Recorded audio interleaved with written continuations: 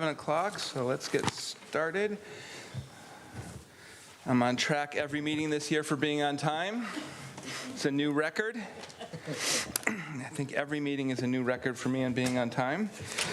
So I call to order the City of San Carlos City Council successor agency to the Redevelopment Agency Housing Authority regular meeting for February 27th, 2023.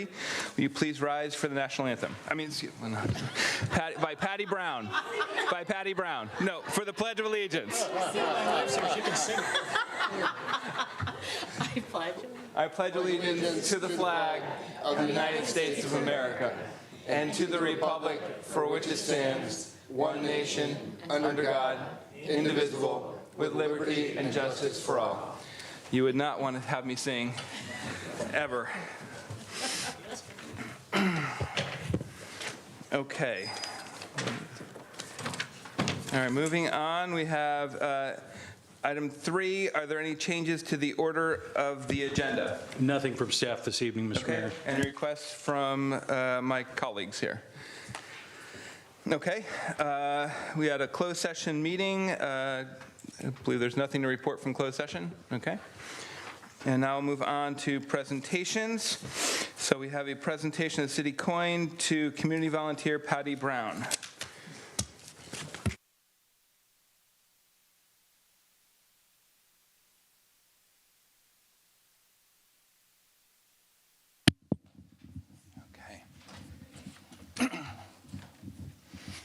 This is the most people we've had since pre-COVID, so we might give you an award every week, Patty. Come on up. No, you have to stand and come up. So, so once a month as mayor, I decided to recognize a community volunteer because I feel there's so many unsung heroes in this community, and this month I want to recognize Patty. She is certainly one of them. I don't know if she's unsung, but she is known by so many people. As if you're on Zoom, the room is full. So thank you for bringing all your friends. I'll give a couple of Patty's highlights, and then I'll let you say a few words. Okay. Patty has been involved in junior achievement for about 14 years. She has been an election poll worker and inspector for over 13 years, which is, thank you for supporting our democracy. It's not an easy job to do. And probably what you know most about her is she's been involved with the Friends of the Community, San Carlos Adult Community Center. She started coming with her friends and her mother, trying to introduce her to do some activities. And when she moved here, and what happens when you spend time there is you get pulled in to volunteer. So Patty joined the Friends Board, and then for the last 16 years, much of it as president, working to grow our involvement at the ACC. And when the ACC was reopened after remodel, the Friends provided $75,000 to furnish the lobby, lounge, patio, and dining room. So, Patty, thank you for that and all your work on it. And she continues to volunteer in a lot of other things, and Hometown Days, Art and Wine Festival, and many, many more. I get tired just hearing about all the things that you do.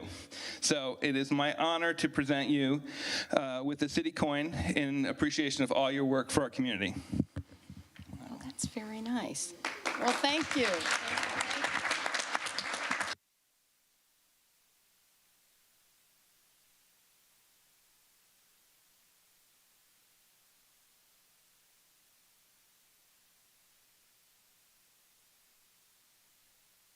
Would you like to say a few words? I would. All right. Say just a few. I have to speak into this one, huh? But then my back's to everyone. Well, good evening, and thank you so much for this recognition. Thank you, Adam, for starting a program that recognizes the volunteers in this community, because this community really has a lot of volunteers.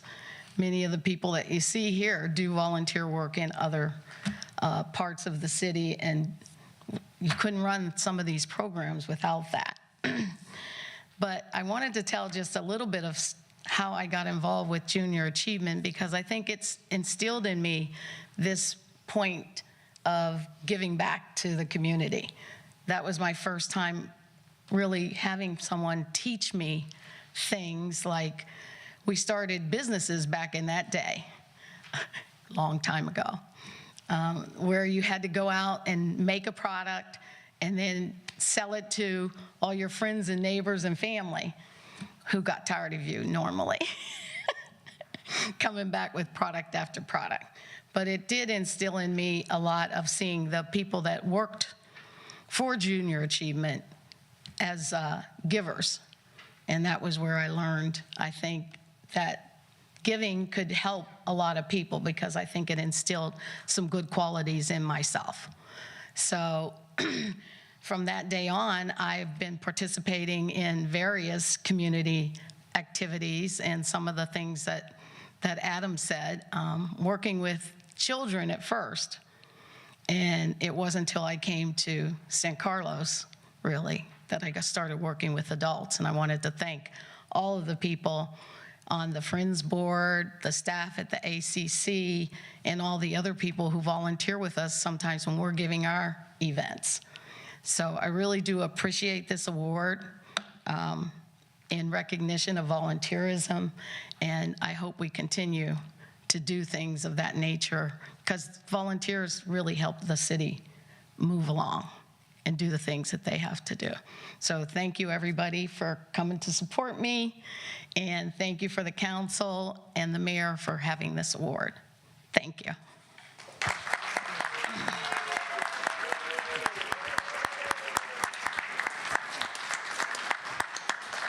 Thank you, Patty. Well said. Do any of my colleagues would like to make any comments? Vice Mayor Collins. Thank you. Sorry. Thank you, Mr. Mayor. I would like to add my congratulations to you as well, Patty. My wife has a lot of childhood friends and later friends whose names are Patty. And whenever she's talking about Patty, I say, well, which Patty? She says, Patty Brown, of course. So you really are truly a treasure in this community. And the list of things you do is just amazes me, and the ACC is way better off with you so involved. So we really do appreciate what you do, so thank you.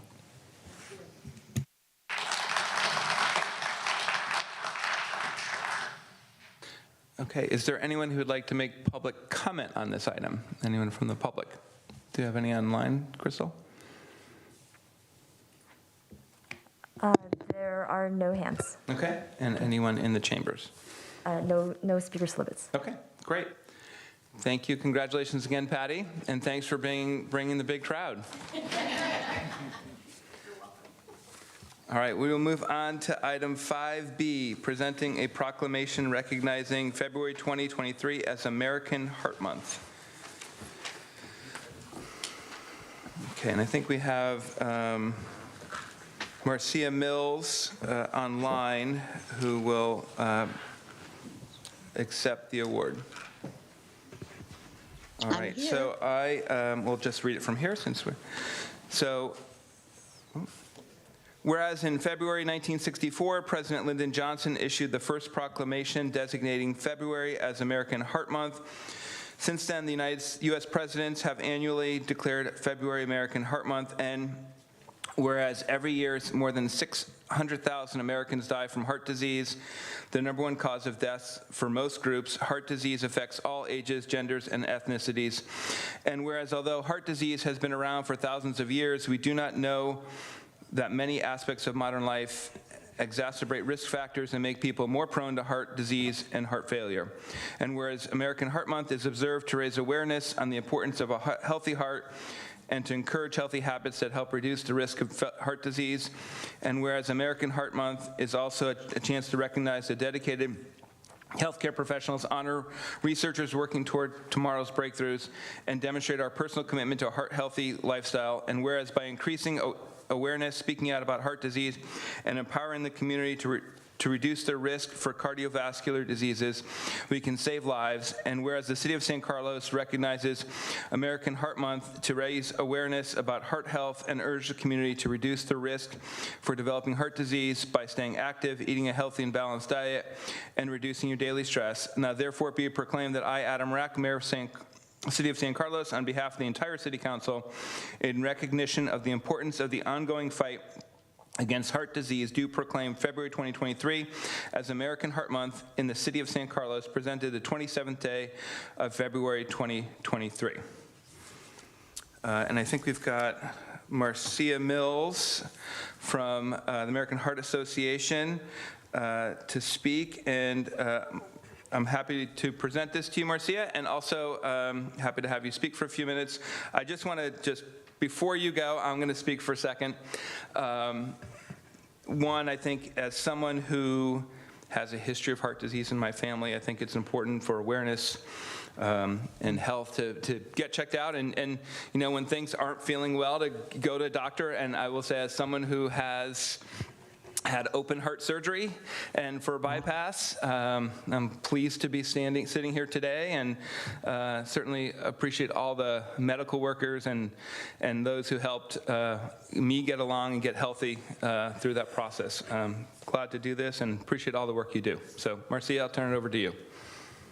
Well, it's my pleasure to meet a fellow survivor, Mayor, and congratulations. I am a survivor of 3 major heart incidents. I am not only thankful to be here, but to be anywhere, and I know you understand that, but also blessed to share my story with the hope that anyone who hears it will take to heart the lessons I learned and share with you. The first heart incident occurred 17 years ago. The night before, my right wrist began to hurt worse than I have ever experienced. Because I didn't know any better, I thought it was because I had done too much keyboarding that day. I took 2 aspirins, which I never ever take, and maybe they gave me some extra time. My lesson learned: I didn't know that women's symptoms are different than men's, and likely not like the Hollywood grab your chest and, the flat line scene. I didn't know that women's symptoms are very different. The next day, I had severe flu-like symptoms. I broke out in a cold sweat, had diarrhea, and I threw up. Because I lost so much bodily fluid, I felt extremely weak and felt like I would pass out.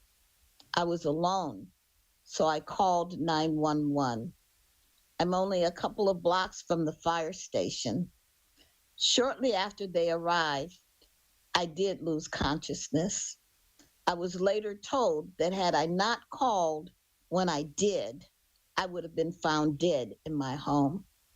I had a heart attack. Lesson learned: don't wait. Seek medical attention. The second and third incident were because I had learned to listen to my heart speaking to me, letting me know it was in distress. Much of what I learned through the American Heart Association. I simply felt weak, had strange chest discomfort, and got really tired very easily. It was very much out of the ordinary. So I got checked out. I had a stress test, and the doctor told me all was okay. But I knew something was not right.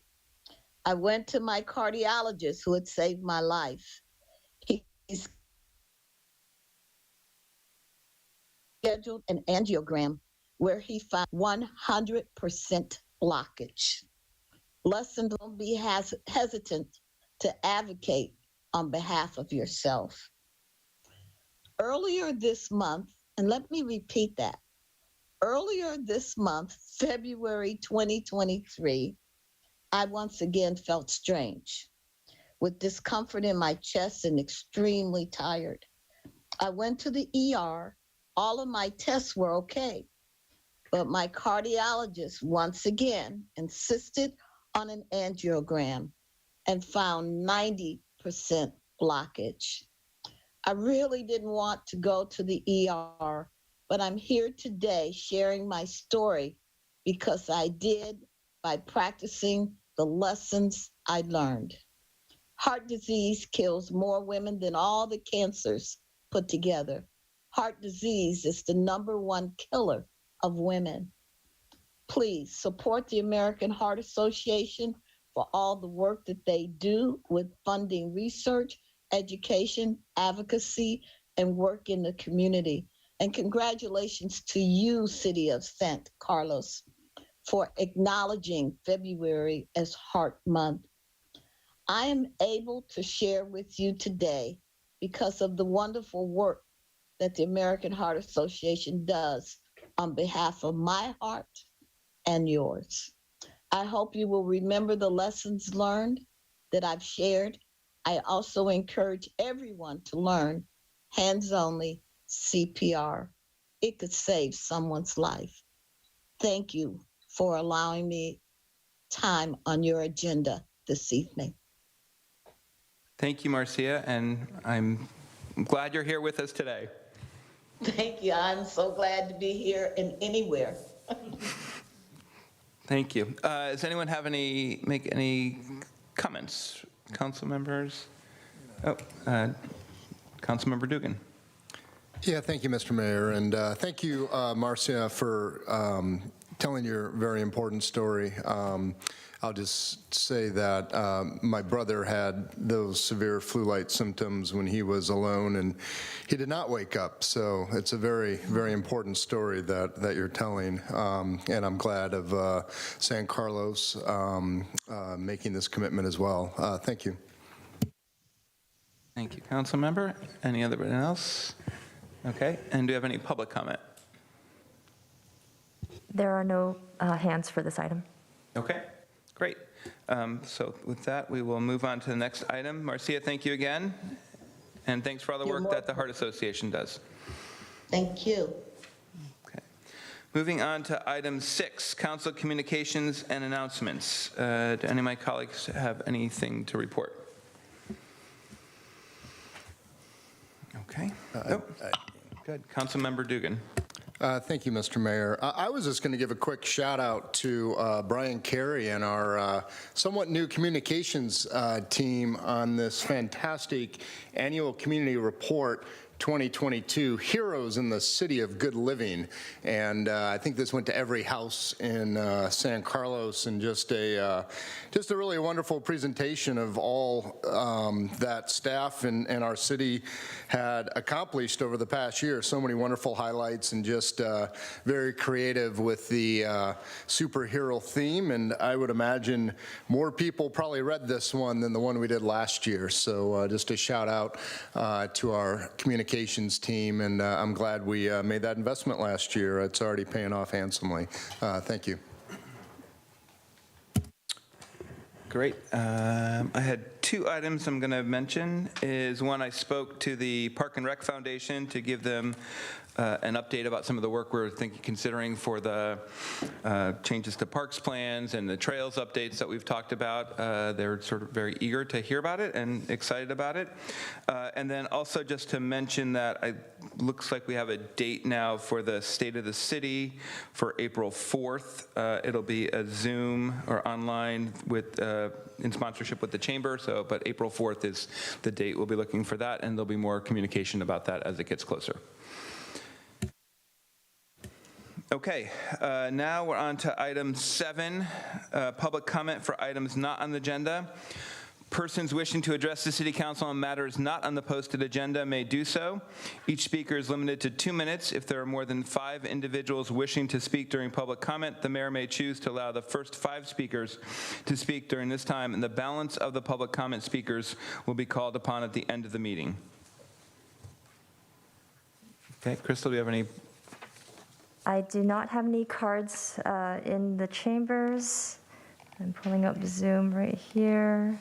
I do have 3 hands. So Okay. first hand up is Griffin Lee. You can go ahead and unmute. Hello, can you hear me? Yes, thank you. Okay.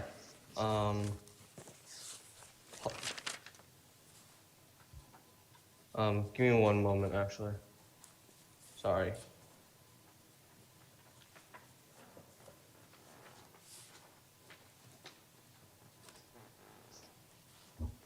Okay, I'm ready. Hello and thank you, honorary San Carlos City Council members. My name is Griffin, and I'm currently a part of YCATS, a youth climate action team, and a freshman who is concerned with the current state of the environment. All around us, single-use plastic food items are used and thrown away, whether it be plastic cups, utensils, plates, takeout boxes, etc. There is a never-ending list of plastic items used.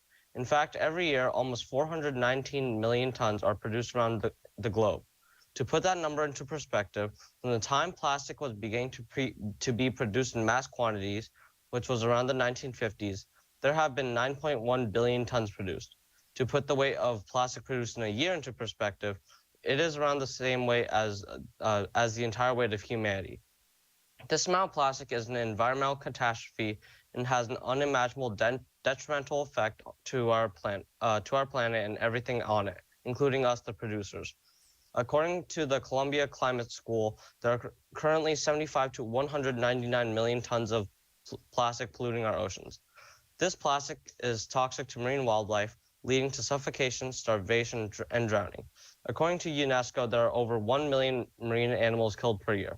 As for humans, the toxic chemicals in plastic lead to infertility, obesity, diabetes, prostate or breast cancer, and cognitive impairment, to name a few. To prevent this tragic loss of life, please follow in the footsteps of Half Moon Bay, Daily Say, and Pacifica's footsteps and require reusable foodware for on-site dining. This policy was known as Option 2 for Half Moon Bay and uses language identical to Pacifica's ordinance. It would be a step in the right direction regarding the elimination of plastics from the environment, ridding the world of its dangerous effects. Again, let's join Half Moon Bay as leaders in this fight. Thank you for listening to my comment and for considering supporting reusables. Thank you, Griffin. Thank you. Next up is Lana Levison. Hello, can you hear me? Yes, thank you.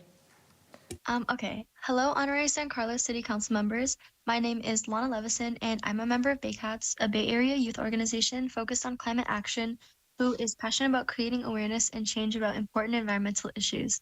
One of these issues is plastic pollution, which not only affects the environment, but also affects ourselves. The sheer amount of plastic on the earth makes it virtually impossible to escape, as it appears in our food, water supplies, and our own bodies.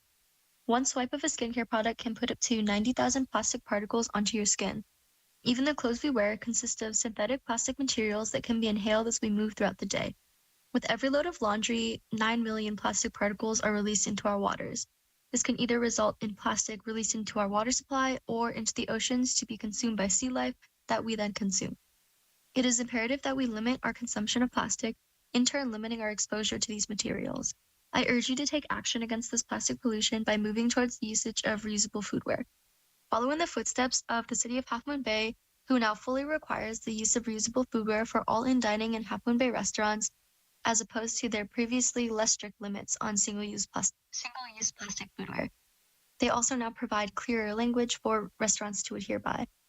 This is an effective method in reducing the plastic waste that pollutes our communities, as proven by restaurants that have already made the switch. And by doing this, you can ensure a cleaner, safer environment for your city. Thank you for your time. Thank you, Lana. Thank you. Next up is David Crabb.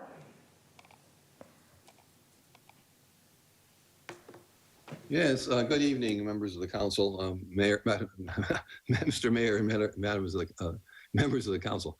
Oh, I'm stepping all over myself here. Yeah, I have a little issue here up on Crestview Drive. At the north corner of North Crestview Park, there was a lamp post that was knocked over about 5 years ago in an automobile accident. And the lamp post has never been replaced. And there is still a hole in the sidewalk where the lamp post was and is protected by an A-frame that the city puts up all the time. It constantly gets blown over, but it's there. And I wonder what's taking so long for the city to make a decision about this lamp post, either to replace the lamp post or to eliminate the lamp post entirely and to just fill in the sidewalk. The A-frame is blocking half the sidewalk, and it's kind of a drag. I mean, I walk my dog every night and every day and walk past that, and I'd sure like to see it all there. And I think the simplest solution would be just simply fill in that hole and not try to put the lamppost up. I don't think we have a safety issue, since in the 5 years it's been down, we haven't had any accidents up there at that corner.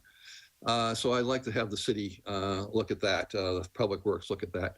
Second thing is I have a question about what's the schedule for the creation of North Crestview Park, the updating the final plan and actually doing something there.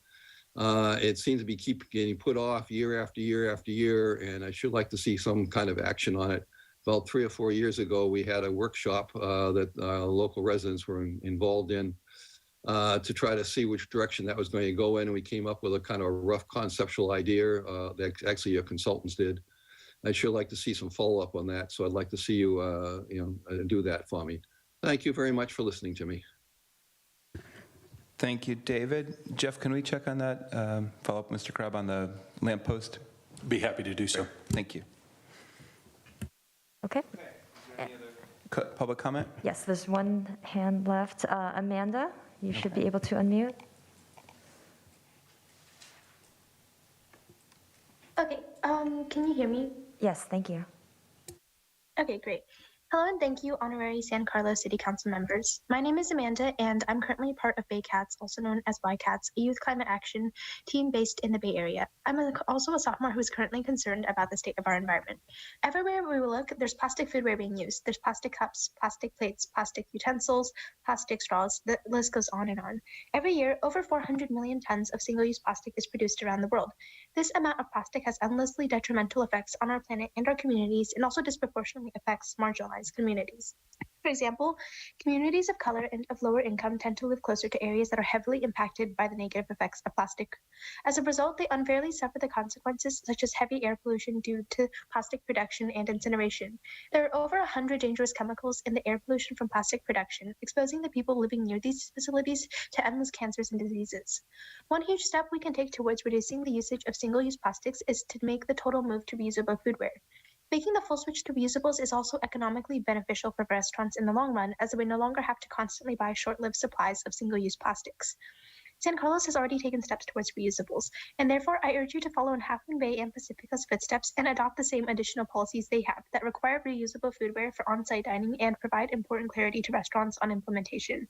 For Half Moon Bay, this was known as Option 2. This would be a great step towards eliminating plastic and all of its disastrous effects on our planet. Thank you for your time and for your support on reusables. Thank you, Amanda. And there are no further hands. Okay.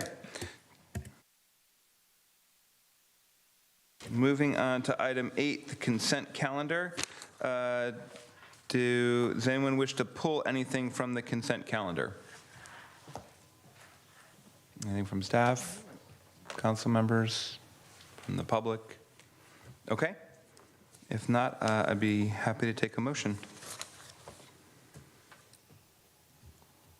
Mr. Mayor, I move to approve City Council consent calendar items A through M.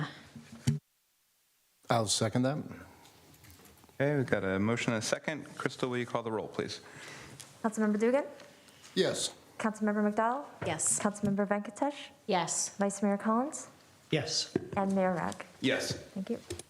Okay, moving on to item 9. A, consideration of adopting a resolution declaring property to be exempt surplus land and authorizing the city manager to execute a disposition, development and loan agreement for the Cherry Street Commons project with Cherry Street Commons LP for 33 new affordable housing units at 1232 and 1244 Cherry Street. Assessors parcel number APNs 050-132-110, 050-132-100, and 050-680-040. Go ahead, Adam. Aronson. I'm the city's economic development and housing manager. We also have 4 individuals with us online that I'd like to introduce. We have Eric Phillips, an attorney with BWS, who assists the city on housing-related matters and has been helping us with crafting this disposition, development, and loan agreement. Also online is Michael Rogers, the project manager for the developer. Andrea Osgood, the senior vice president of real estate development for Eden Housing, one of the partners on the project. And Kate Comfort-Har, the executive director of HIP Housing, another partner on the project and the owner of 1234 Cherry Street. So as a reminder, before you tonight is the disposition, development, and loan agreement. We're just bringing before you tonight the terms of the agreement. We're not asking for a specific funding request at this time. That will come at a later date, likely in June. So to refresh everyone with the site in question, on the left side of the screen, you'll see the existing conditions of the property. In red, that is the HIP property at 1234 Cherry Street, while in yellow is the city-owned property at 1232 Cherry Street. You can then see in orange the alley that currently runs from San Carlos Avenue to Cherry Street and then jogs around the city property. On the right is the plan for the project. So you'll see that the alleyway would be relocated to run parallel to Laurel Street and straight through from San Carlos Avenue to Cherry Street. And we'd then have the opportunity to expand the HIP property into the neighboring city parcels and to further expand the ability to build housing on that site.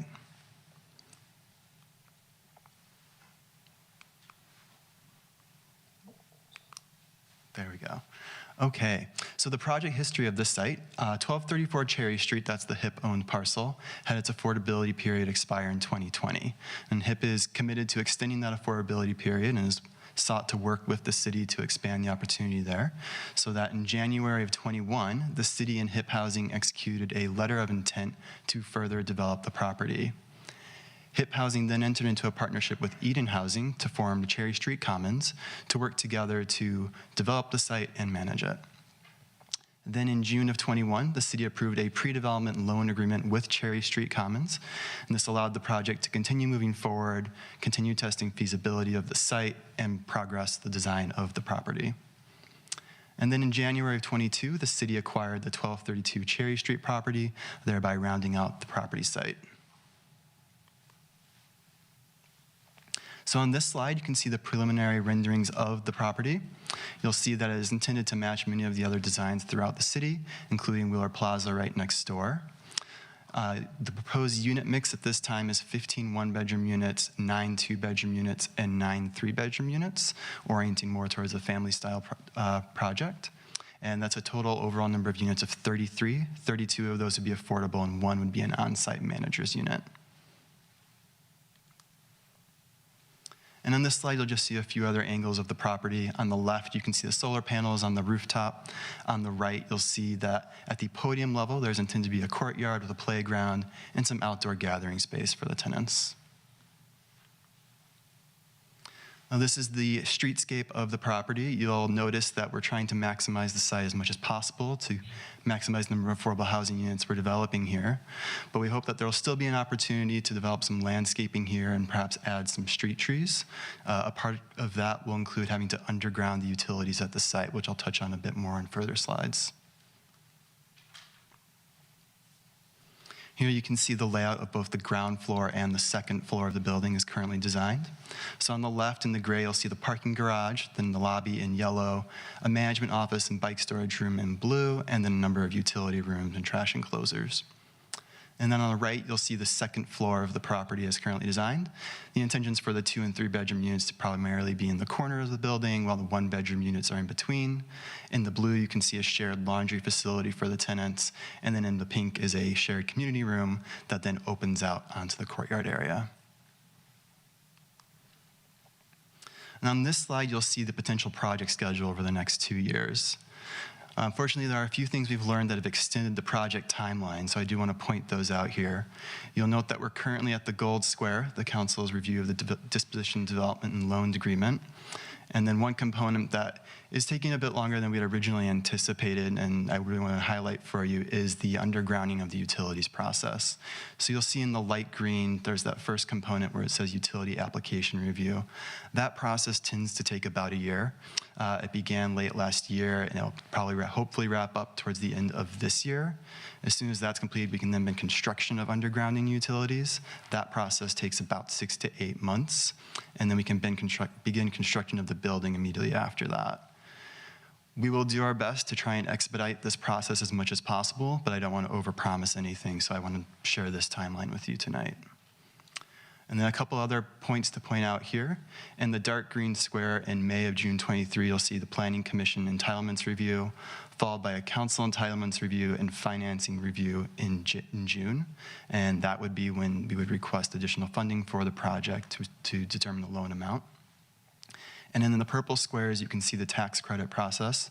Tax credit application will be due in April of next year, followed by review and notification in June, and then funding close in November of '24, and then immediately thereafter, building construction can commence. This slide summarizes the key terms of the disposition development and loan agreement. So you'll see the key loan terms are 55 years at 3% annual simple interest.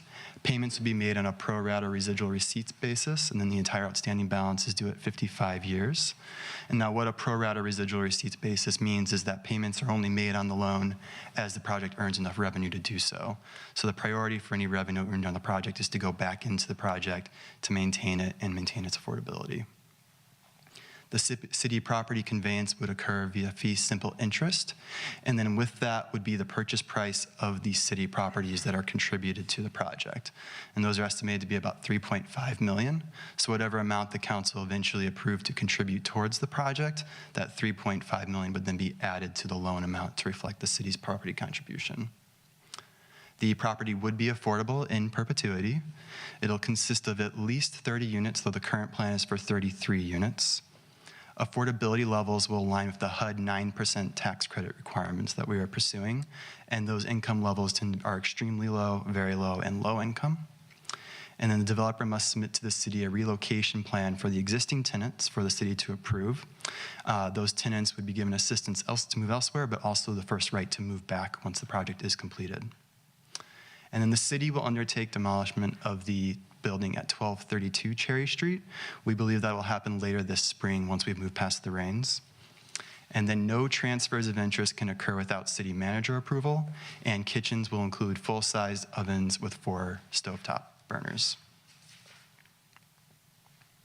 And then with regards to next steps, we would then bring entitlements before the Planning Commission in May, and then to City Council in June, along with the proposed financing amount. And then the recommendation before you tonight is to adopt a resolution declaring the property to be exempt surplus land. This means that because the property is going towards affordable housing, it is exempt from the Surplus Lands Act. And then authorize execution of a disposition, development, and loan agreement for the Cherry Street Commons project. And with that, I am happy to take any questions you may have. Thank you, Adam. Do any of my colleagues have questions after that presentation? Vice Mayor Collins. Thank you, Mr. Mayor. And thank you, Adam. Very good presentation. I really like that project schedule that's really spelled out. I have a really dumb question. Utility application review, who's doing that? Is that PG&E, I assume? They're one of the reviewers. I believe there's a number of others as well, but it has to go through different process for the overhead lines and the gas lines underground as well. All right, and that's why it takes the whole year, right? Okay. The only other question I had was, on this chart here, I don't see anything that talks about a relocation timeline. I'm assuming it's before November of next year, right? It would happen before building construction begins, probably the month or two before. When do you actually start that process? If I can refer to one of my colleagues that's online, I think perhaps Michael could answer that in more detail. This is Mike Rogers. Hi, everybody. Can you hear me? Yes. Yes. Great. Can you see me, though? No. Anyways, the relocation plan, we worked with a consultant who will work with the residents and property management, and we will establish a relationship and craft a plan to address the needs of each of the households well in advance of November of next year. So I would say, we don't want to alarm people too early, but you don't want to get to them too late. So it would probably be, 7-8 months prior to starting that we would start interacting with the residents in a real way. And I don't know, Kate, if you wanted to add anything to that. Yeah, not to. Thanks, Michael. So, of course, I'm Kate, Executive Director of HIP Housing, and we have already had several communications with the tenants to let them know that this is in the works, but they don't have to worry about leaving anytime soon, that they will get plenty of notification. And then remember, this is only 6 units, right? So the amount of relocation that we have to do in order to get the 33 units is not as significant as it might be if we were, say, trying to do a building that had 10 or 15 or 20 units on it. So that kind of works to our advantage. We're also going to use a natural attrition approach in that as people vacate, say they decide to move prior to construction anyway, we likely will not fill those units, so that we're hoping to minimize the amount of households that are displaced, at least for the terms of the construction. Thank you, Kate and Mike. That's really good to hear, because that's something I hear from time to time is, what are you going to do about the people that are already living there? You know, are you going to take care of them? And I think that in some appropriate way, whenever the time comes, we should make sure that there is some, you know, public notice about that these people are being taken care of, and that they're going to get first right of refusal, or whatever you want to call it. They're going to get the first opportunity to choose a new unit. So anyway, thank you. Okay. Councilmember Venkatesh. Thank you, Mr. Mayor. Thank you, Adam. That was a great presentation. I'm excited to see this in our community, but my question about existing tenants was already answered, but what is the wait list on something like this? So there's not an existing wait list for this specific project yet, but I can speak to the City of San Carlos's broader affordable housing wait list, which is currently approaching 4,000 households. So the need is certainly there, and we've looked at the different income levels within the households, and we see the greatest needs at the extremely low, very low income levels. So that's what is being targeted probably for the tax credits on this project, but it works out well with where the need is in our community. And then my second question is, with that wait list, are we prioritizing after the tenants, the members in our community? Yes, so there is the ability for us to first focus on current residents and workers in San Carlos. Thank you. Okay. Councilmember Dugan. Yeah, thank you, Mr. Mayor, and thank you, Adam. Excited about this project. I know we did a pretty good deep dive just a month or so ago in the Housing Subcommittee. This all looked the same. There's no substantive changes since we took that long look at it? Not since we last spoke. It's perhaps maybe a little bit slower than I had said at that time, but other than that, I don't believe Just so. the timeline. Got it. And this is a for rent project, right? That's correct. Yeah, that's good. And then my ears always perk up when I hear issues of retention of affordability. So losing the affordability period. I mean, I'm certainly glad Kate and team are such terrific partners at HIP Housing, but that's of concern that an affordability period burned off here in this project. What's the origin of that? Like, when was that put in place? And just I guess that confused me. I'm used to 45-year affordability periods, and we just made them perpetual. How did we come to where an affordability expired in 2020? Perhaps, Kate, do you know more of the history of the project that you'd be willing to share? Yeah, so cities are able to deed restrict based on whatever criteria they want to use. In the affordable housing world, we're very, very used to a 55-year period, and we actually want that, right? That's to our advantage too. At the time this property was purchased, whoever was providing the oversight from the city side, who provided the loans, actually came up with that criteria. So, we would agree to it, but it's never our intention to, when you're working, with a committed nonprofit affordable houser, to ever lose that commitment to affordability. So, pretty safe with us. Wouldn't be as safe if you were doing it with, say, a hybrid developer who might be a market rate doing affordable housing. And that's one of the reasons we really encourage cities to work with a dedicated nonprofit who wants to keep that affordability covenant. So that was just a quirk of the times. It's just a reflection of the moment that we purchased and who happened to be making the decisions on the city side at that time. But we would much rather prefer that 55-year. Got it. Thank you. And just got it. What year did HIP Housing purchase this property? Do you happen to know that? You're going to ask me that. Yeah. I have to look it up. Yeah. No worries. I think it was in the 90s, late 80s, mid 90s. But it's been I that can get long, that date for here and come back in a second. Got it. No, it's fine. That probably was our 45. No, it's not been that long, but okay. Anyway, thank you for that background. I appreciate it. That's all I had. Sure. And I actually think it was less than a 45-year covenant. I think it was like a 20-year. Okay. It was a pretty short time frame. Got it. Well, Kate, one thing we did last year in San Carlos is we've extended all of our periods of affordability to perpetuity as part of our new below market rate ordinance. So we're proud of that, and we're trying to tell folks about it. You know, I think every city should do that. There's no reason those ordinances should be burning off in 45 years. I'm confident there'll still be a housing problem on the peninsula 45 years from now. Yeah, it's interesting, you know, when you say perpetuity, we use that language too with regard to a 55-year covenant on the property. But when you're saying perpetuity, you're saying forever and ever, right? That's a permanent deed restriction. Is that what you're referring to? That's right. Yeah, runs with the land. That works for us. Yeah, great.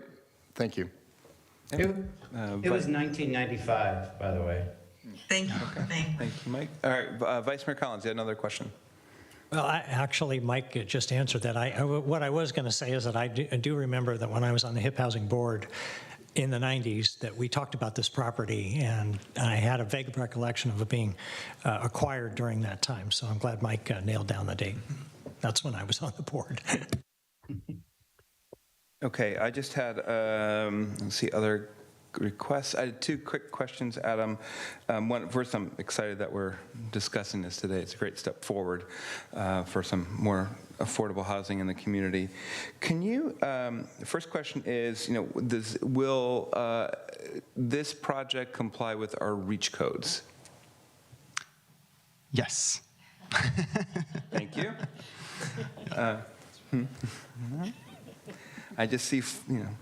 And secondly, can you talk through a little bit more I'm just curious on the utility undergrounding. Like, does that mean that whole block gets undergrounded, or what does that process look like ultimately? I assume it doesn't sort of be just this in front of that one structure, but I'd be curious to understand more. Yeah, that's right. And Michael can feel free to add more to this if you would like, but it would expand beyond the building itself. My understanding is, you know, you have to have an existing pole that you can then come back up at, and there's not one very close to the building, so it has to go pretty far. I believe it goes at least to Walnut on the one side. I'm not sure on the other. Yeah. Okay. I mean, I think it'd be... I mean, you're exactly right, Adam. I don't know the exact distance, but you have to go pole to pole, and it's further than the frontage of the property.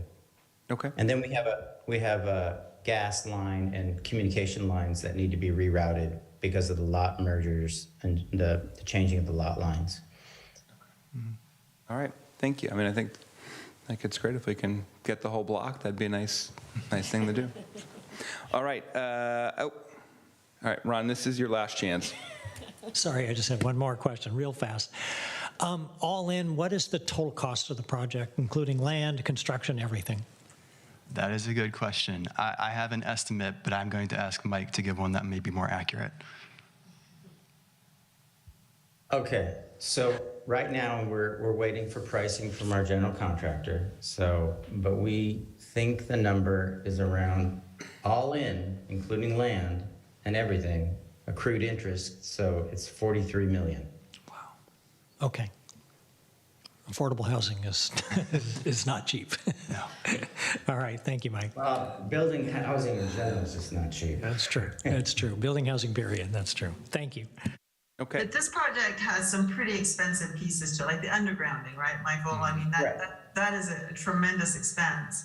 And some other pieces too, because affordable housing is held to such a high standard to be able to meet like all the criteria that you wouldn't necessarily see on every housing project. So we typically are going to be a little pricier, but I think the other thing to consider is that, you know, land is being contributed into the project, and while that does cost, that's the hardest part, is getting the land. So it's a very exciting opportunity that city's going to contribute land, housing is going to contribute land, and that does help a lot with overall cost in the end.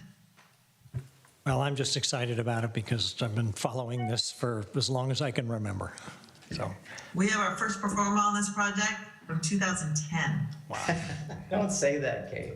I'm sorry, but it's been a long, long process, and we're super excited to be as far as we are. So thank you for supporting this work. Okay, thank you, everyone. I don't see any further questions, so let's see if there's any public comment on this item. I do not have any speaker cards from in person, and there are no hands up on Zoom. Okay, great. I'd like to, any council comments or wait till, no? All right, I'll happy to take a motion on this item. Mr. Mayor, I move to adopt Resolution 2023-25, 25. a resolution of the City Council of the City of San Carlos declaring property to be exempt surplus land and authorizing the city manager to execute a disposition, development, and loan agreement for the Cherry Street Commons project with Cherry Street Commons LP for 33 new affordable housing units at 1232 and 1244 Cherry Street. Assessors parcel number 050-132-110, 050-132-100, and 050-680-040. I'll second that. Okay, we have a motion and a second. Any comments from council? Okay, Councilmember McDowell and then Councilmember Dugan. Thank you, Mayor. I just want to say thank you to everyone for their hard work. I'm thrilled that we are taking the next step forward to building up affordable housing in San Carlos. It wasn't without some difficult decisions that we had to make, but I'm really pleased to see this project moving forward. Thank you. Thank you, Mr. Mayor. Yeah, just fantastic project. Thank you for everyone for the hard work, and what a this is just going to be just a fantastically located property, helping the people who need it most in our community. So I'm very enthusiastic. It's been challenging, but it's going to get on a firm timeline here, and that's just exciting. So thank you. Vice Mayor Collins. Thank you, Mr. Mayor. Just a shout out to everybody, but particularly Kate, because Kate, you and I have been talking about this for so long. I kept bugging you and saying, how's it going? And anyway, thank you also for your patience with us, because, you know, governments work slowly sometimes, and it's a deliberative process. So anyway, congratulations and thanks so much. Thank you, Ron. Okay, Councilmember Venkatesh. Thank you, Mr. Mayor. Thank you, everyone, on this project, and I'm really excited to see a playground on there. That's all I have to say. All right, and I too am excited about moving this forward. I think it's a great step, and I hope there's more projects like this in the future. With that, I will call for a vote. Vice Mayor Collins? Yes. Councilmember Dugan? Yes. Councilmember McDowell? Yes. Councilmember Venkatesh? Yes. And Mayor Rack? Yes. Fantastic. All right. 100 more of these and we'll be done. Let's move on to item 9B. Consideration of adopting a resolution approving the Safe Routes to School improvement recommendations and maps. Good evening, Mayor, Council members. Grace Lee, City Engineer. I'd like to give you a brief background on the Safe Routes to School recommendations. The school walk audits were originally part of the Bicycle and Pedestrian Master Plan process back in the 2020. Due to the remote learning, the walk audits were delayed. The master plan was adopted in June of 2020 with the thinking that we'd come back and adopt the recommendations at a later date. The recommendations were reviewed by the San Carlos School District, and it had a robust and lengthy commenting period. We had over 100 comments received.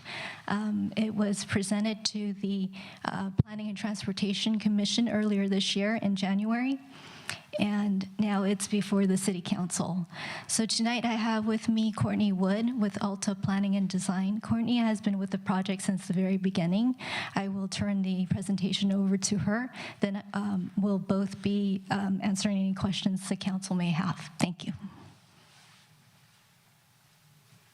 Hi, good evening. My name is Courtney Wood with Alta Planning Design, and I'm here to present the City of San Carlos Safe Routes to School project.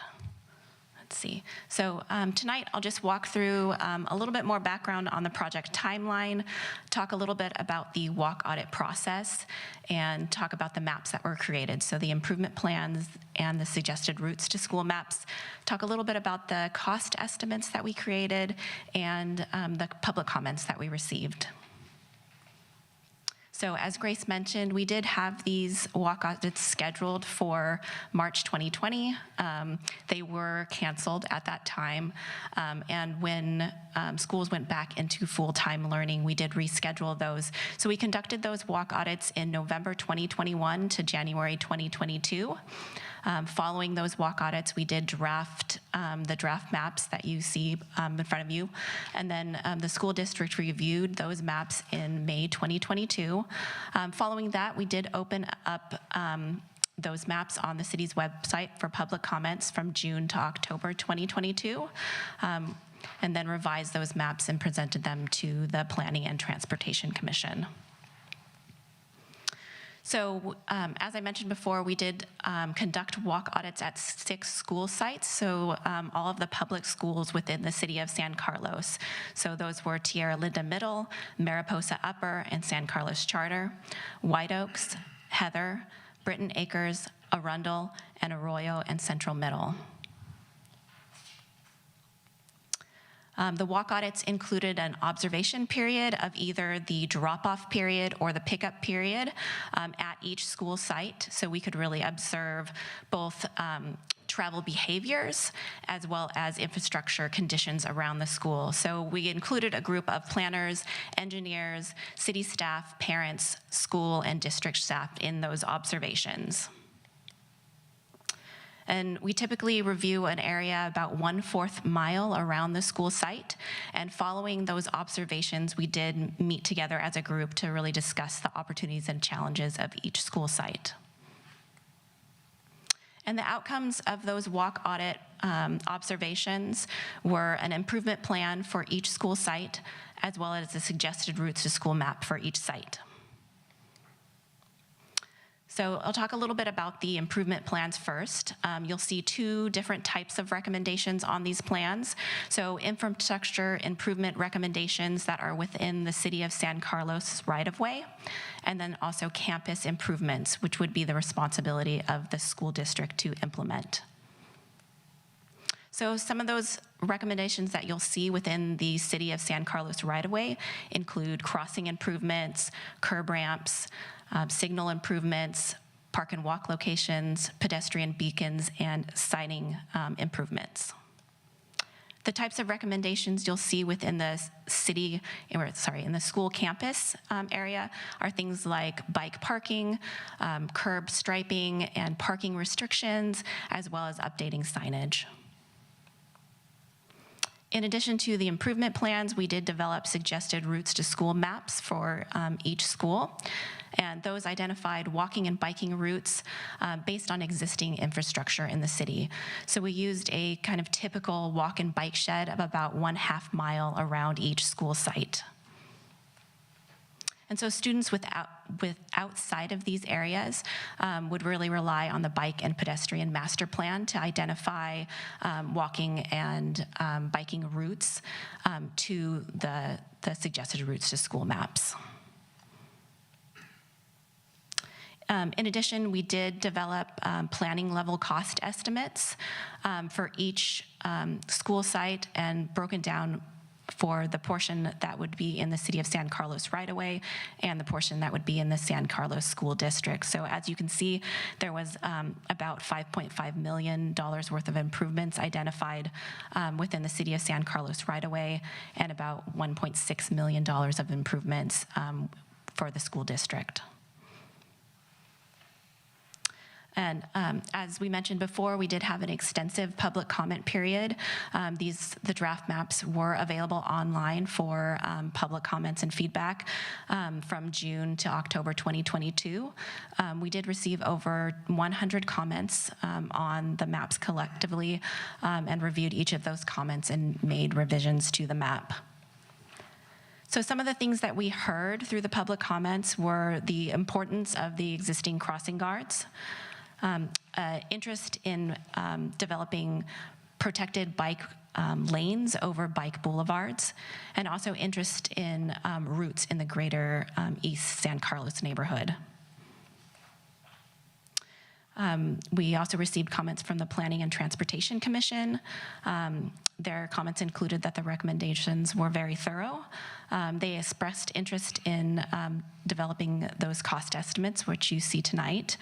They also highlighted the importance of the crossing guards, and we did make a change to the White Oaks route map to remove a route that extended into Redwood City. And so with that, I will, Grace and I can answer any questions. Okay, thank you very much for that thorough presentation and for all the, it's been a long time in coming to get to here. So I will see if there's any questions from my colleagues on this.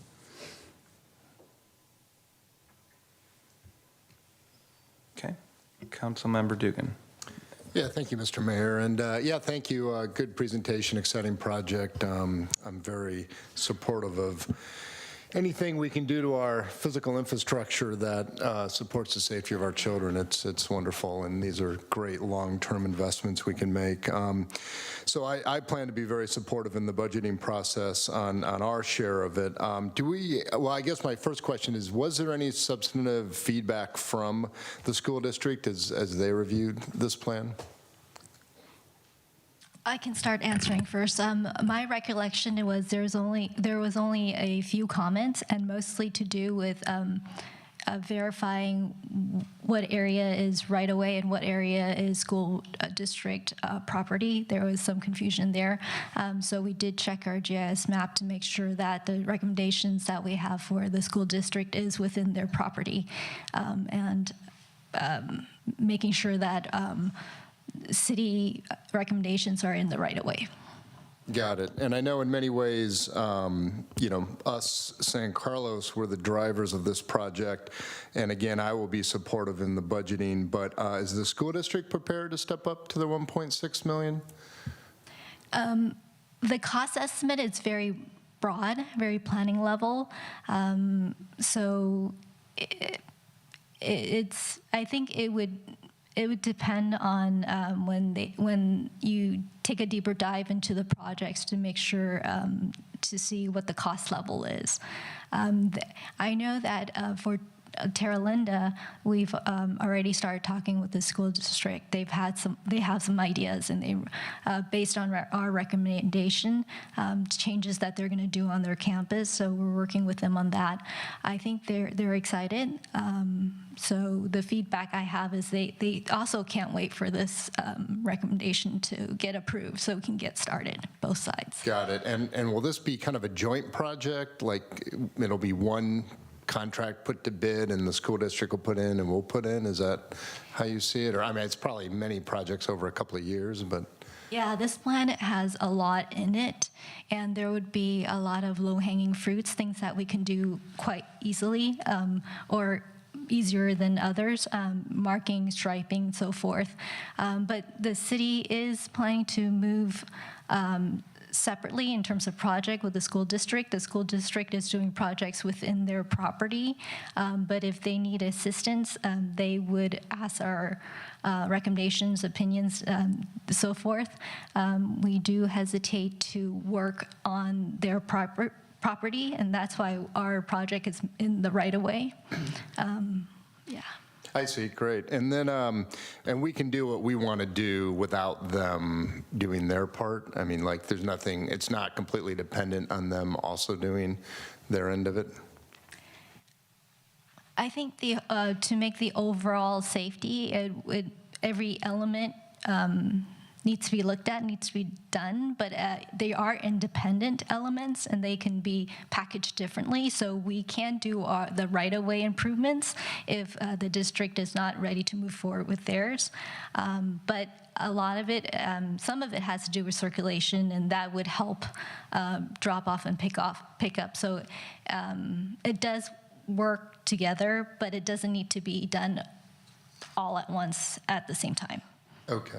Okay, great. Thank you. That's all I had.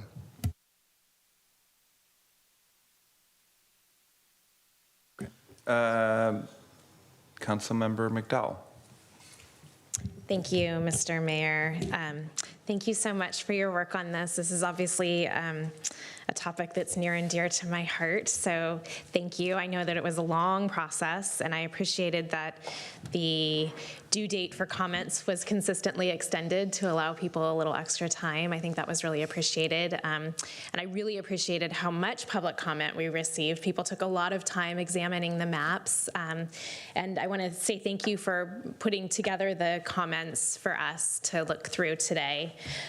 Some of them didn't make a lot of sense for me because I think they pointed to certain areas in the map and I couldn't tell what they were talking about. Just something for the future. But could you talk a little bit about how public comments were incorporated into the plan? And, you know, was a majority of the comments incorporated? How did you kind of sift through them? I think members of the public, I've received several emails about, you know, wondering what comments were taken. So Alta was able to compile all over 100 comments for us, and they did the initial pass for recommendations. And city and consultant, we looked at every single comment to go through it and see if there was changes needed or no changes need. So there were a lot of really good recommendations because the public being in the school area knows the area much better than we do. So very valuable feedback. Some of them were comments that we know we couldn't just put in the map in terms of it needs more looking into, diving into, studying. So what appears in the map is maybe look into traffic calming or conduct traffic studies, or as the project comes up, look into alternatives. So we can't wholesale put the comments in. It would not make sense. It would need more studying to solidify what measures should be in that area. So you would see those translated in the map as further studies needed. And this is, it makes sense for a study, a plan to highlight it, and then as each individual project gets implemented, it gets looked into with more data, more design, and alternatives coming up. Thank you. That's very helpful. I have two other questions.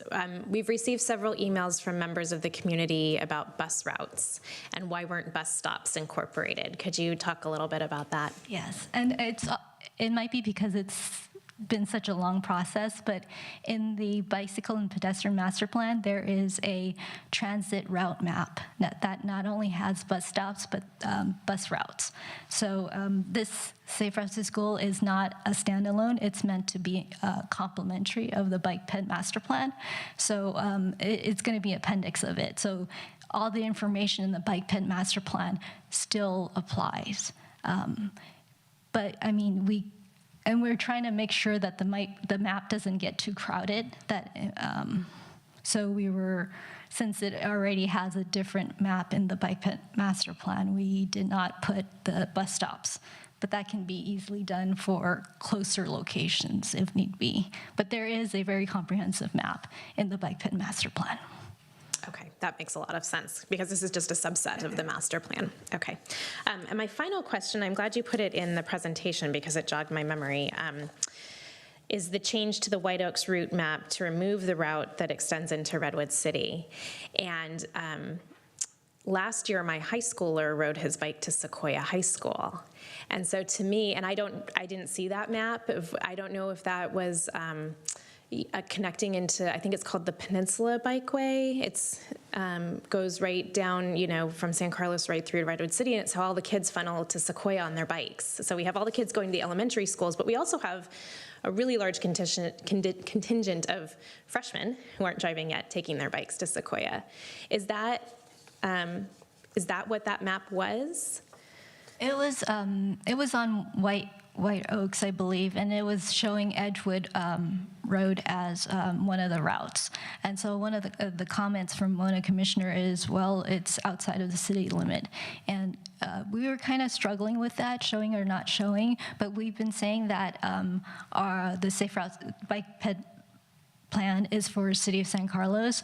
And really, if you go beyond city limit, you're to rely on that jurisdiction's bike ped plan.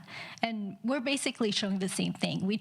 When during this process, we're not doing it in a vacuum. I mean, we sent our plan to Redwood City, to Belmont, to the county level. So it's all cohesive. So anything that you're off city limit, you'd be going to, Redwood City's bike ped master plan or Belmont's bike ped master plan. There is also an overall San Mateo County bike ped master plan, and we send our bike ped plan to them to reflect. So it's all cohesive there. But just to be consistent, we took that portion out just to emphasize that, yes, this plan shows city limits, but beyond that, you would go to each jurisdiction's bike ped plan.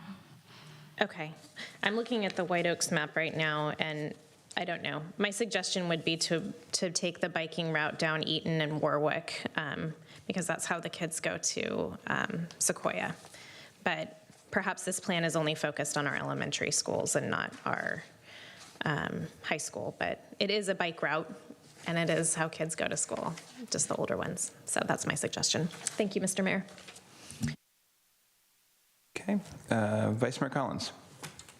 Thank you, Mr. Mayor, and thank you, Courtney and Grace. You said something to Sarah about when we get into specifics of this program, you may make changes. How do we look at this as a sort of a work in progress, that everything that you plan to implement is as good as it is until you get into it, and then you see that maybe some things might not work and something else might work? Is that the way I should be thinking about it? I think you should be thinking about it as this is like a master plan level.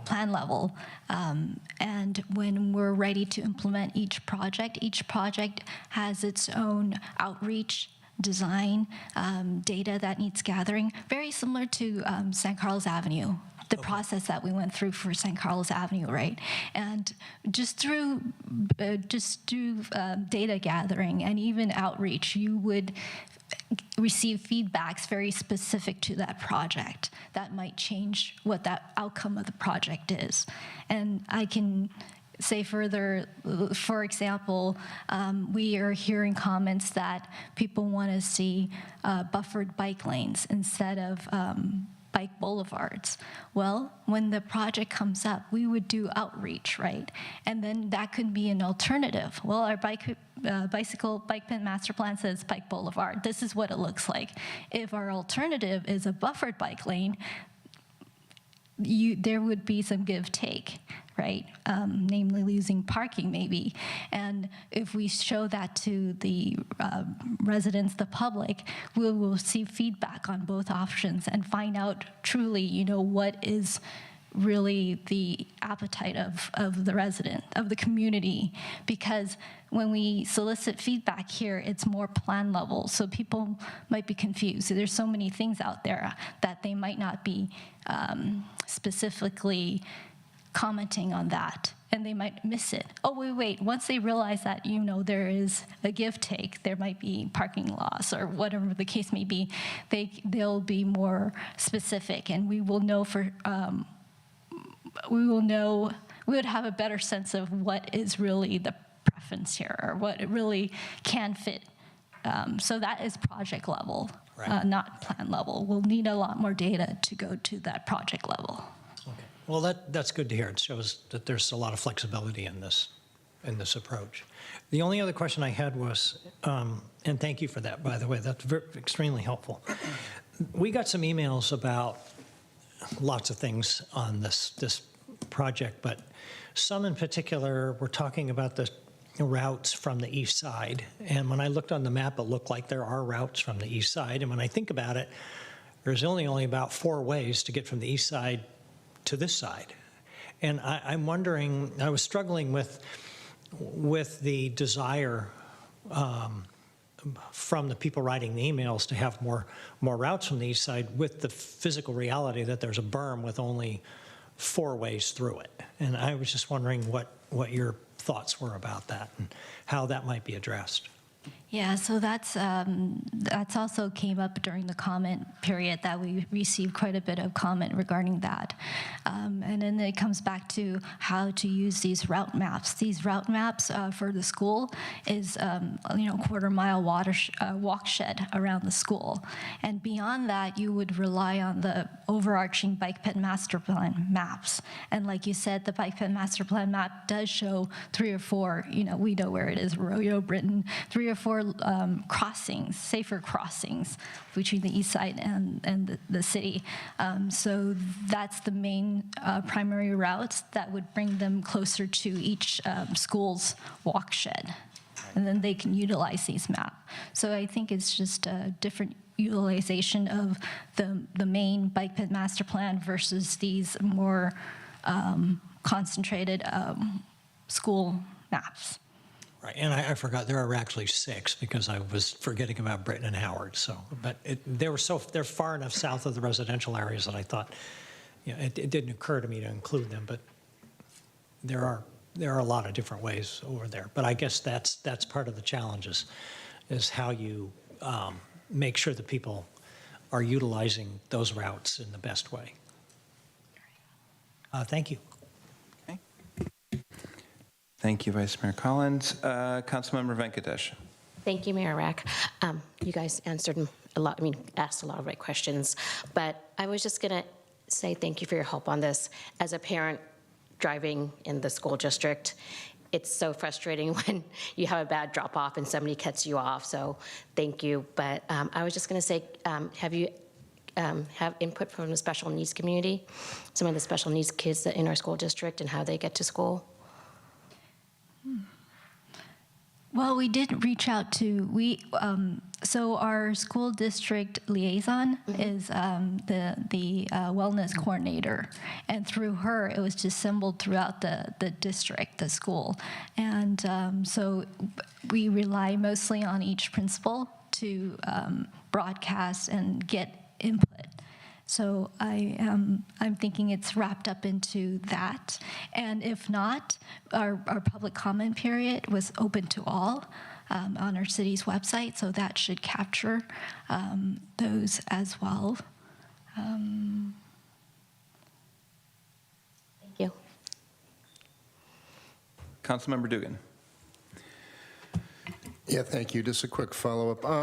There's been a call in our community, boy, why aren't we doing dedicated bike lanes? And, I would love to see dedicated bike lanes, but it seems to me we have some fundamental constraints.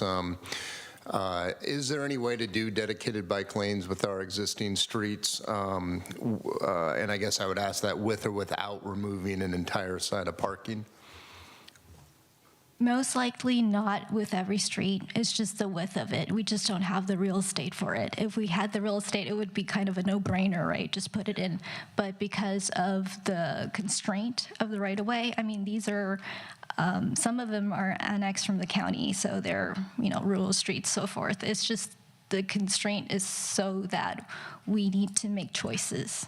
Yeah, I understand. But if we did remove parking from one side of a street, there would be room for dedicated bike path? In most cases, it'd probably be need removal from both sides of the street. To get one bike lane in? Well, it depends on what type of bike lane. Is it just bike lane or buffered bike lane on each side? So So is it just bike lane, which is 5 feet, or buffer bike lane, which is 5 feet plus another 3 or 4 feet? Got it. It would probably help us at some point to get kind of a formal understanding of what kind of bike lanes we could do and what we would have to do to get there, whether it's feasible or not. And then there was also concern about curb extensions, which I sort of agree. often there aren't parked cars, so we have people riding kind of, away from traffic, but then our curb extensions do force them out into traffic.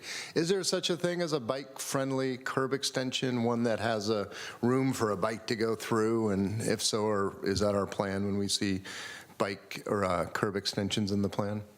I can start, and then maybe Courtney can tell us about industry standards. But there are bike-friendly curb extensions that the bike can go between the extensions. But that also requires more room than just the curb extension itself. So where locations where there's bike lane, we would make sure that that happens and the bike lane's not blocked. Now, locations that are meant for share roads, meaning that bike and vehicles share a road, the bike is to take up the full length of the lane. Therefore, the bulb out should not affect it. I know vehicles tend to make the bikes feel like they need to be on the side, but that should not be the case with share roads. And if it's a slow enough speed, then we can achieve that. So traffic calming paired with share roads is what we call bike boulevard. And I think the key is a slow enough speed so that it can accommodate it. I don't know if you want to. I'll just add, that's exactly right, Grace. And then I will just add, it depends, and it depends on the design as we get into design of each of these projects. Again, how much real estate we have there, and then also what was the intent of the curb extension. So there are benefits to what am I trying to say? To reducing the turning radius for the vehicle traffic. If the goal of that curb extension was to slow down motorists, then there's trade-offs there. Is the primary goal to slow down motorists, or is the primary goal to, move bicyclists? So, and I think all those pros and cons would be weighed at the design level. Okay. All right. Thank you. Okay, now it's my turn. All right. Thank you for the presentation. I appreciate it. I'm at a couple, one I just would, and I'm wondering if sort of at a next iteration, I wanted to just support Councilmember McDowell's suggestion about reaching out to the high schools, because, I mean, we're looking at creating routes throughout, so they are going potentially some different ways. And, Carlmont maybe less so because it's so close to TL, we might cover it, but certainly at Sequoia, I think it would be worth reaching out and looking, or reaching out to the Sequoia district to look at that. I think would be a good step for us to include in the next iteration at some point of this. And that's not a question, but I will support that. And then I have one concern, which I will not mention because I live too close to that concern, so I won't mention it, but just tell you I'm concerned about that route on Woodland. And then on the Woodland Arroyo intersection, I don't know if you can pull that up, or we talked about, it looks like there's some improvements on, and maybe I misread it, or maybe the improvements are done on sort of the Elm and Arroyo, and then sort of Cedar and Britton, but it looks like there's nothing suggested for even like crosswalk painting or improvements on that. Where I know there's a crossing guard there, but I mean, I think if we're sort of looking to enhance certain areas for routes, that would be somewhere to look at, but maybe I just missed that one. Are you talking about the intersection of Woodland and Arroyo? Yes.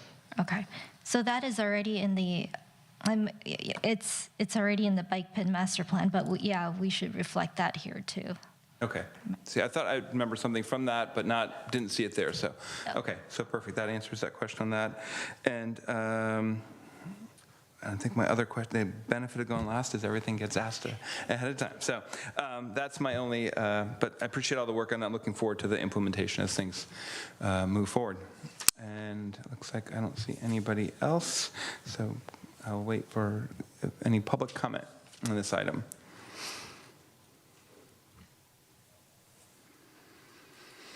Okay. Looks like we have two hands. First up is Ed Collins. You should be able to unmute.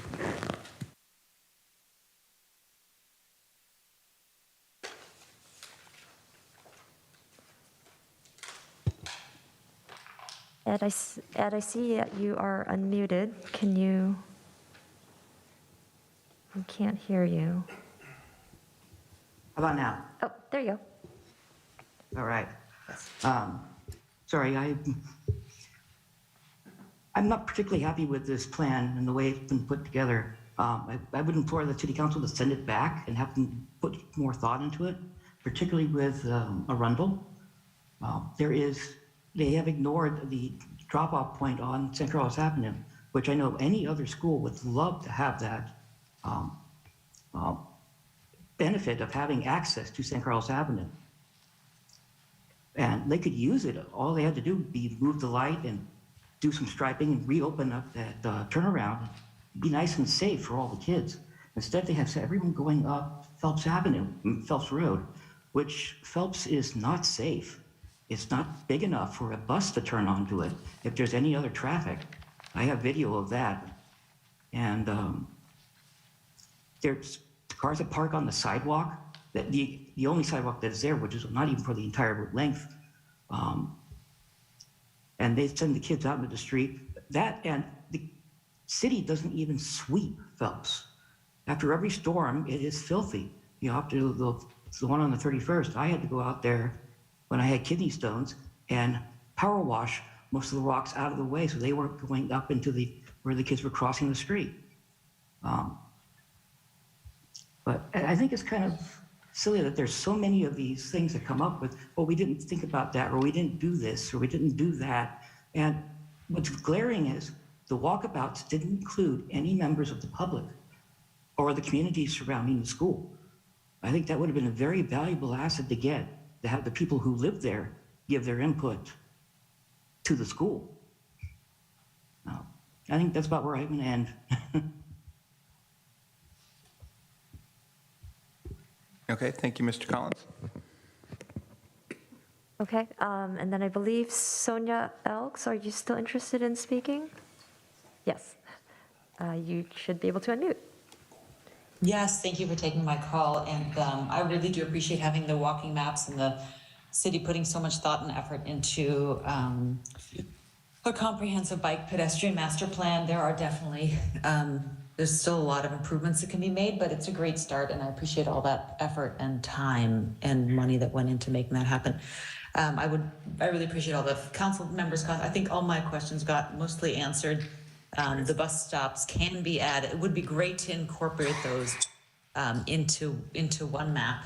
And then it doesn't have to have detail, but just where they are. And then as the other council member said, that, you know, that route over to Warwick to include the high schools.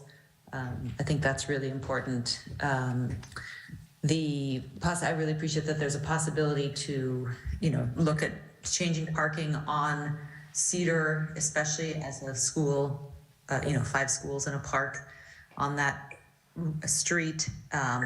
You know, can we make no parking between, 7:45 and 8:45, 1 hour in the morning and then an hour in the afternoon? Can it be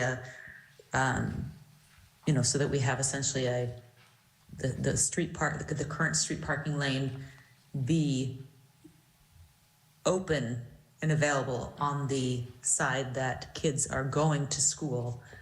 We could do that on Arroyo. We could do that on lots of streets leading up to school. Just that 1 hour where you can't have your car or any of your vehicles on that side, but you can have it on the other side, which is not the route to school. The other side would be in the afternoon. So I would really appreciate. And I really wish that Alta had given us more flexibility with, instead of just pronouncing this is the way this thing has to be or this street has to be, saying, here are 4 different options and you can consider, alternative approaches to get more bike, pedestrian, more people biking, riding, and rolling to school. Those are all the comments I had right now. I appreciate the flexibility in the plan to, at this project level, make different choices than is currently existing, and thank you for all your work. Thank you, Sonia. Thank you. And there are no further hands. Okay, and there's nobody here, so. Councilmember McDowell. Thank you, Mayor. I have two follow-up questions based on the public comment, if you don't mind. Of course. Mr. Collins raised a point about the drop-off area on San Carlos Avenue at Arundel School, and I'm wondering if that, could you just talk, I think there's been a conversation with the school district about that, and for the benefit of the public, could you talk to that, please? Sure. So the recommendation is in the Safe Routes to School. It's a recommendation for the school district because when we did the walk audit and spoke with the school says that due to staffing shortage, that they weren't able to staff the lower drop-off area, and they're only utilizing the upper drop-off area. And that's why you're seeing all those improvements that we're recommending there. But if they're able to, have more staffing or be able to also open the lower drop-off area, San Carlos Avenue is by far, it's already with sidewalk, with signals, it's a safe route to do. So we do mark it as safe route, but also acknowledging that because of the district, the school's operations, they're not able to staff that opening. But in the future, if they were to be able to do it, that's one of the recommendations for the district to look into. That when we did the San Carlos improvements, we had, we were hoping that they would be able to utilize that, the opening there, so. Thank you. Yeah, so the city has done our part to make that ready, and it's up to the school district now, sounds like. Thank you. And then my second and final question is with regard to the Chestnut at Arroyo Avenue improvements. And I believe we had taken away that crosswalk several years ago because it just got to be too dangerous. Kids were kind of darting across the road, but now I see that there are 5 improvements there to perhaps bring that crosswalk back. So I'm just wondering if you could kind of talk about the thought process that went into that. Sure, and this is also in communication with the school district that they're seeing that is actually needed, and instead of just putting back a crosswalk, it needs to be more robust. I mean, just putting a crosswalk will be facing what we faced before, which is it's a dangerous crossing. So if we're going to put it back a crosswalk, there's more that needs to be done to it. And this is one of the projects that's slated to go pretty soon into design and into further design. So that's why you're seeing more recommendations around that area. That's fantastic, because I think kids are crossing there regardless. So, and I see that there's a rapid flashing beacon to look at. So I fully support that. And just to build on Councilmember Dugan's comments, I'm really looking forward to a lot of projects being brought forward during budget time so that we can see these ideas translated into real life sooner than later. So thank you. All right, I don't see any more comments. I think with that, we've had public comment. I'd like to call for a motion. Mr. Mayor, I move to adopt Resolution 2023-26, a resolution of the City Council of the City of San Carlos approving the Safe Routes to School recommendations and maps.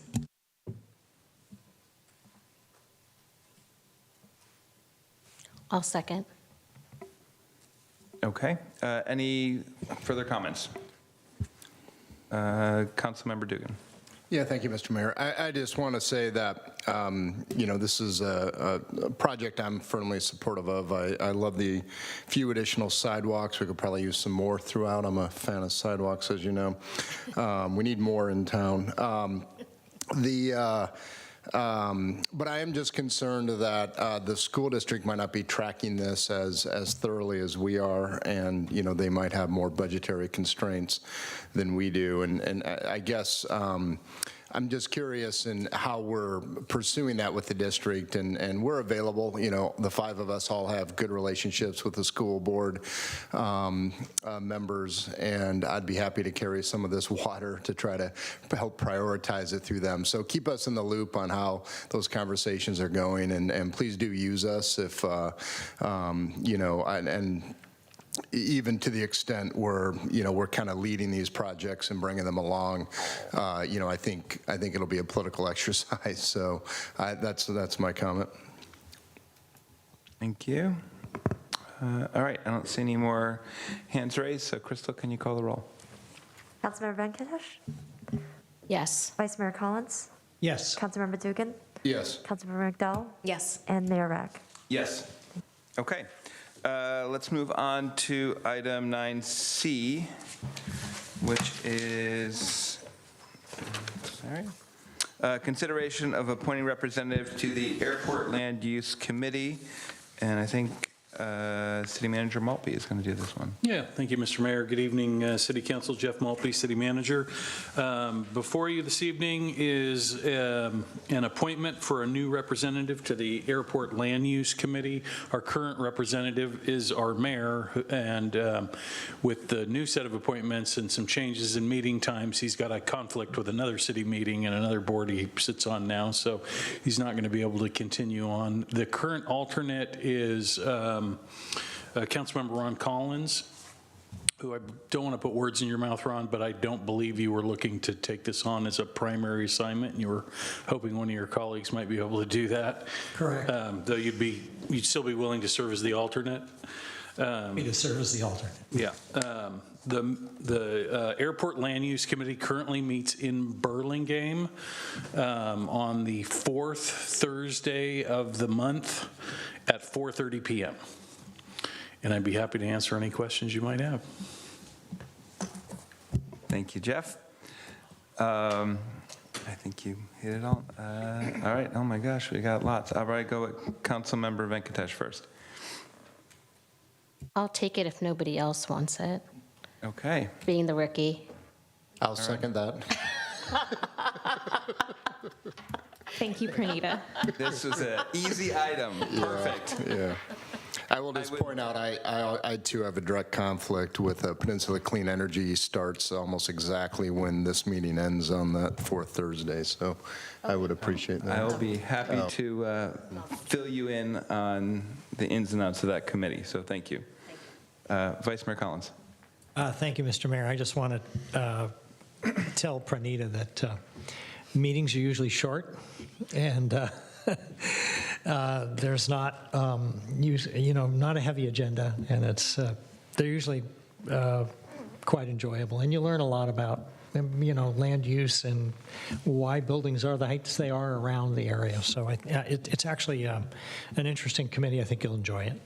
It is, thank you for doing that. I will say that there's been some items that we've had with the San Carlos Airport, so not just SFO, there is stuff that is local. So it's, thank you for stepping up. So I think we need a motion on that, and we'll let someone other than Pranita do that. Mr. Mayor, I'll move to appoint Pranita Venkatesh as the primary representative to the Airport Land Use Committee.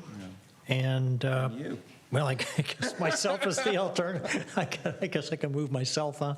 Yeah. Great. I might have already seconded that. Okay. All right. Are there any further comments? Is there any public comment for this? Sorry, I should have asked for public comment earlier. There are no hands. Okay. Crystal, can you call the roll? Okay. Councilmember McDowell? Yes. Councilmember Venkatesh? Yes. Vice Mayor Collins? Yes. Councilmember Dugan? Yes. And Mayor Rack? Yes. Thank you. Okay. I'm off there. Let's move on to item, unless my paper here. I guess it's item 10A. Consideration of appointment for vice mayor. I will turn it over to Vice Mayor Collins to start. Thank you, Mr. Mayor. Glad to see a packed house for the for this item. I just have some brief comments. So I've had the honor of being vice mayor and mayor twice in this town, and I know the position requires an additional level of community involvement throughout the year. When one is vice mayor, it's historically been a prelude to becoming mayor the following year. Our town deserves to have a mayor who will be able to devote the time and attention to the position our residents expect and deserve. And while the vice mayor position does not carry the same expectations, they must be ready to step in and run meetings or attend council-related events should the mayor become unavailable. It is in that capacity that the vice mayor gains a familiarity with the position and is so better prepared once they assume the mayorship the following year. Now, becoming a grandparent for the second time in recent months has brought some wonderful changes in my life that have caused me to rethink my priorities. Our 2 very young grandchildren are living nearby, and the joy they bring us is just indescribable. And our babysitting duties will gladly increase next year. So at this time, while I plan to finish out my current term, I think it's best for the council, our city staff, the residents of this town, and most importantly, my family, that I step out of the vice mayor role and allow one of my colleagues to have the opportunity to serve in my place. I want to thank all of you here on the dais for your respect, faith, and trust in choosing me as vice mayor, and I'm truly grateful to have had this opportunity. All right, thank you, Vice Mayor Collins. And I certainly appreciate your candor in that, and I know you'll have lots of extra time with your grandchildren now. With that, I will, unless there's certain comment, I want to turn it back over to Vice Mayor Collins to call for a nomination. All right, Mr. Mayor, I move to appoint Councilmember John Dugan as our next vice mayor. I'll second. Okay, thank you. Is there any comments? Anything? Well, you can. Okay. I mean, unless you're rejecting, or you can accept. I mean, I guess we'll wait for you to comment after. Very good. All right. Very good. Is there any public comment, Crystal? No public comment. Okay. With that, I will call for a vote. Councilmember Dugan. Yes. Councilmember McDowell. Yes. Councilmember Venkatesh. Yes. Vice Mayor Collins. Yes. And Mayor Rack. Yes. All right. Now. Here.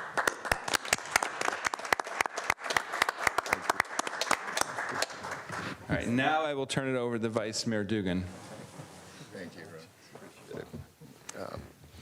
Thank you, Mr. Mayor, and thank you, Ron, for all of your many, many years of service and your selflessness in this regard. It's an honor to, I'm here to serve San Carlos, and if this is the capacity my colleagues choose, I'm honored, and I look forward to leaning into it and continuing to learn from you, Ron, and the mayors that have gone before me. And Vice Mayor, I will be helping our mayor any way I can. So thank you.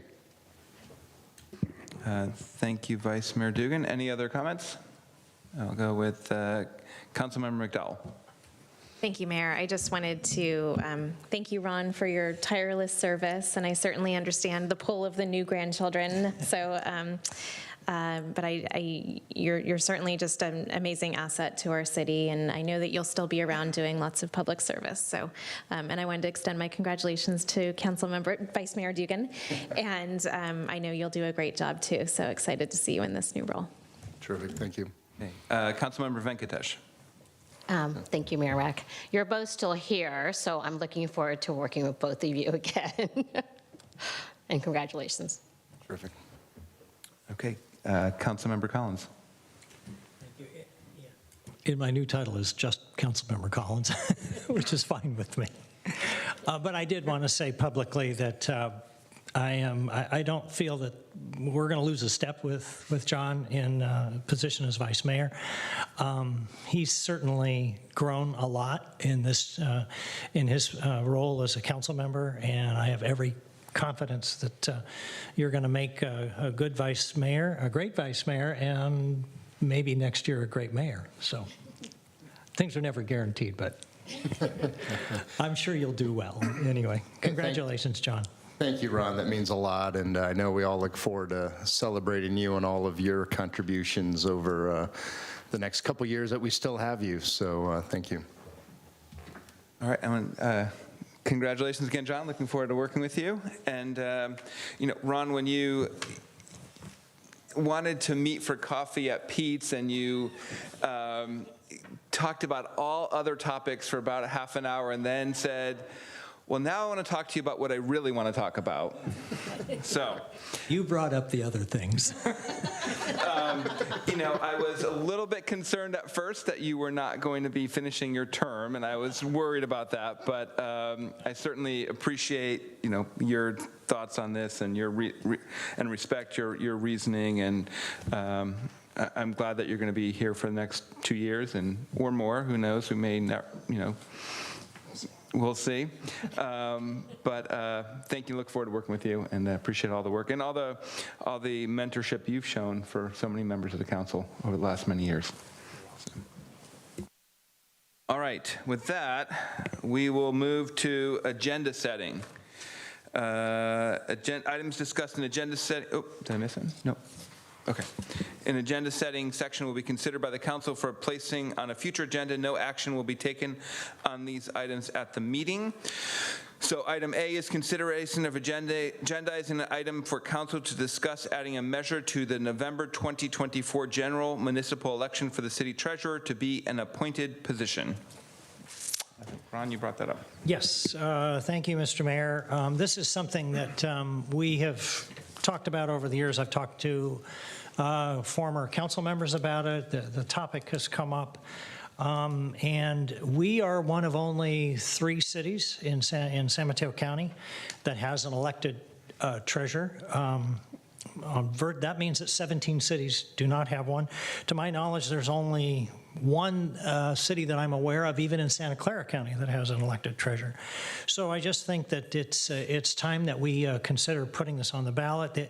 The position is really one that has been supplanted by the role of the City Administrative Services Director, and I think it's probably time that we have a discussion about it. Okay. Vice Mayor Dugan. Thank you, Mr. Mayor.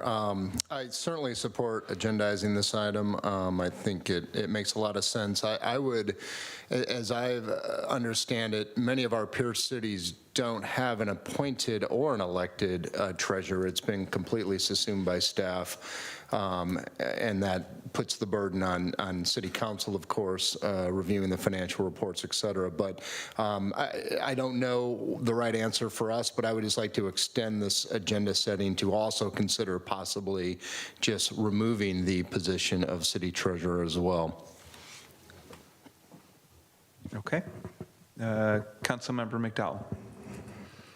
I would agree with that too, and I would look forward to this being brought forward. So thank you, Ron, for bringing this up. Okay, looks like we've got enough support for that. I'm happy to support that as well.